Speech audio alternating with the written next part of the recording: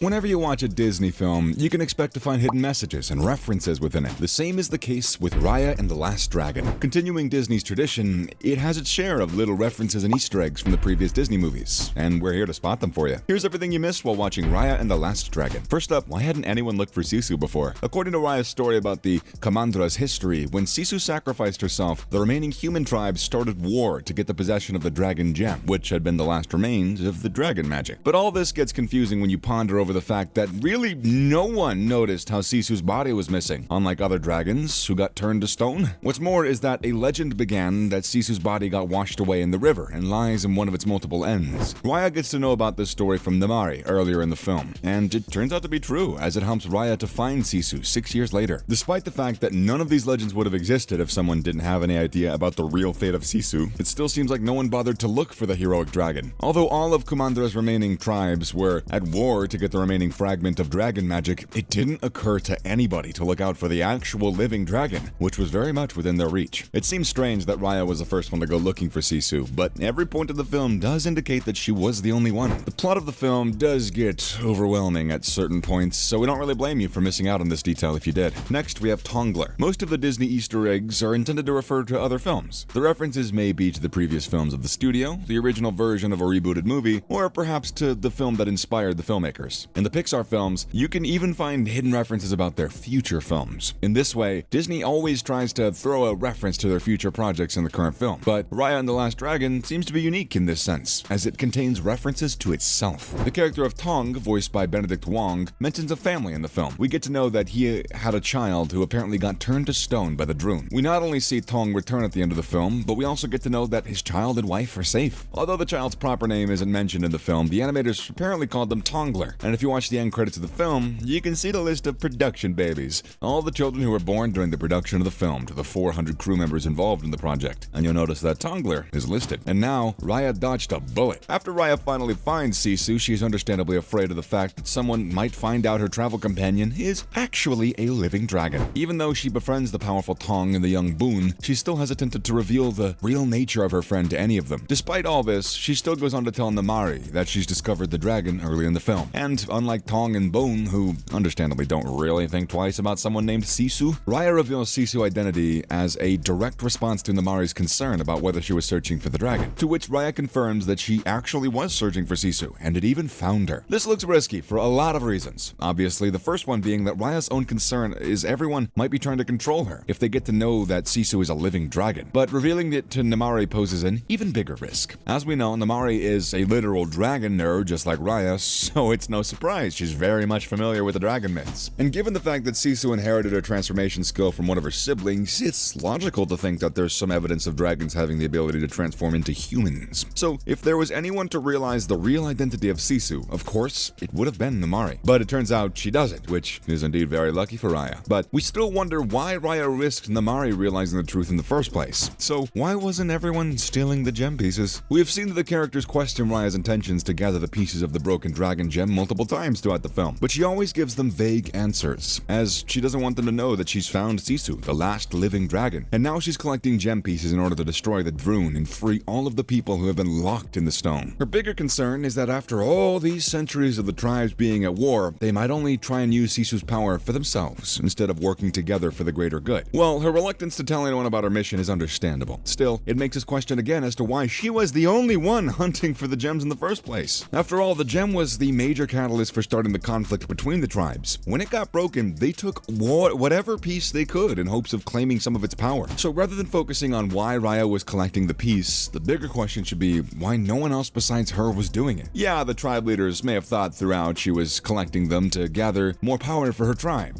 but still, this is a potential loophole that most of us missed while watching the film. Up next, riding on Tuk Tuk. Tuk Tuk is Raya's adorable friend, who appears to be part pillbug, part armadillo, and part pug. He also offers himself as a steed to Raya. You can also see him rolling beneath Raya like a living unicycle most of the time. This isn't only a cool concept, but actually a cultural reference. Tuk-tuks, also commonly known as auto rickshaws, are a type of vehicle used in several Southeast Asian companies. They are open air, they have 3 wheels, and they get that name from the sound they produce. Actually, tuk-tuks first appeared in Japan during the 1930s and quickly spread throughout Southeast Asia. Although Raya's tuk-tuk isn't mechanized, she does make similar sounds as he travels around Kumandra's streets. On the other hand, Raya's nemesis Namari can be seen riding a fictional cat, which she calls Sterlet. Now, Sterlet is the exact opposite of Tuk Tuk, as Namaari appears to be to Raya. If you didn't know, cats are treated with great respect in Southeast Asian culture. This only indicates that Sterlet is also presented as an Easter egg, and just another thing that makes Namaari look more like Raya than any of them realize. And now, each land in the film has a cultural reference. Most of the architecture in Kumandra is similar to Cambodia's famous Angkor Wat temple complex. You can also see the possible inspiration taken from the Indonesian Rumah Gadang house style. Although Southeast Asia has several countries, Kumandra only has 5. Therefore, the creators took inspiration from more than one country while developing the distinct looks of each land. Just look at the beautiful, chaotic, and completely filled with thieves floating Market of Talon. This is a unique location that got its inspiration for 2 major Southeast Asian settings: the brilliant night markets of Laos and Thailand, and the Mekong River water markets in Vietnam. Besides this, such blended cultural references can be found in types of weapons being used by each land, as well as their distinctive type of clothing, and even the jewelry that people wear. For example, Raya is dressed in attire that resembles the Filipino salikat. So this complete mashup of different Southeast Asian cultures enables the filmmakers to showcase most of the film while maintaining the distinctive style of each fictitious land. Finally, even food has meaning. Raya's food is one of the most striking elements of the film. It looks colorful and delicious. Well, of course, with the exception of that homemade jackfruit jerky. Food plays an important role in the whole, from Tuk Tuk drooling over the mu sarong, which are pork balls wrapped in noodles, to Bones Kongi and Raya's Ban Tet, which she offers early in the film in an attempt to bring back Sisu. When Chief Benjas serves Tom Yum to representatives from the other lands, who he invited to visit Heart Tribe, this isn't just an act of politeness. He's actually showing his wish for harmony and mutual respect. The feast also shows how the Heart Tribes have more food resources than other lands, which causes great envy, as Namaari also mentioned she hasn't had rice in a long time shortly before she betrays Raya. Also, the picture of mango with that sticky rice dish in the end credits wasn't randomly placed. It's actually a staple food of the Songkran Festival, which commemorates the Thai New Year that represents prosperity and fertile land. And that's a wrap for this video. Did you know any of these Easter eggs from the film? Let us know in the comment section below. Make sure to give this video a thumbs up and subscribe to the channel for more amazing videos like this. I'll see you in the next one.